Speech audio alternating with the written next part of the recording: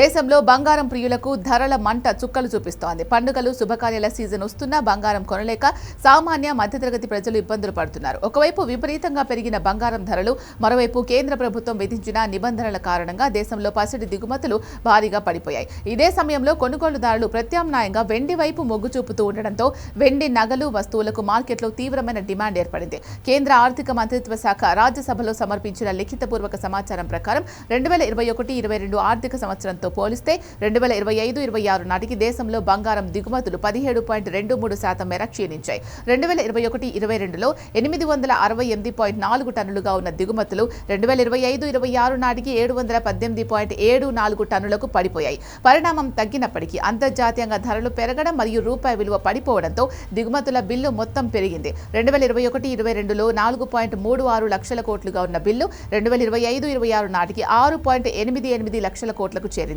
ఈ ఆర్థిక సంవత్సరంలో ఇప్పటి వరకు బంగారం దిగుమతులు 6 ఏళ్ల కనిష్ట స్థాయి అయిన 120 టన్నులకు మాత్రమే పరిమితమయ్యాయి. దిగుమతులు తగ్గడానికి అంతర్జాతీయ ధరల పెరుగుదల, డిమాండ్ తగ్గుదలతో పాటు కేంద్ర ప్రభుత్వం మే నెల నుంచి దిగుమతి సుంకాన్ని 6% నుంచి 15% పెంచడం ప్రధాన కారణంగా విశ్లేషకులు చెబుతున్నారు. అంతేకాకుండా పసిడి కొనుగోళ్లు తగ్గించాలని ప్రధాని నరేంద్ర మోదీ పిలుపునివ్వడంతో ఆభరణాల అమ్మకాలు 24% వరకు తగ్గినట్లు వ్యాపారులు వెల్లడించారు. బంగారం కొనుగోలు చేయలేని స్థితిలో ఉన్న కుటుంబాలు కొద్దిపాటి వెండి వస్తువులు, ఆభరణాల కొనుగోలుతో సరిపెట్టుకుంటున్నాయి. దీంతో వెండి మార్కెట్ ఊపందుకుంది. కొనుగోలుదారుల్లో నమ్మకాన్ని పెంచేందుకు భారతీయ ప్రమాణాల సంస్థ వెండి నగలు, వస్తువులకు హాల్ మార్క్ యూనిట్ ఐడెంటిఫికేషన్ నంబర్ను తప్పనిసరి చేసింది.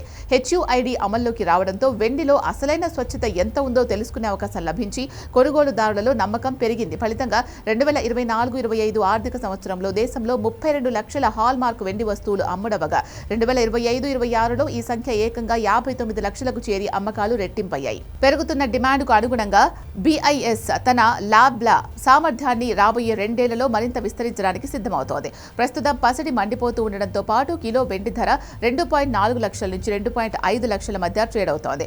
రాబోయే పండుగల సీజన్లో స్వల్పకాలికంగా బంగారం 1.57 లక్షలకు, కిలో వెండి ధర 2.8 లక్షల మార్కుకు చేరే అవకాశం ఉందని మార్కెట్ నిపుణులు అంచనా వేస్తున్నారు.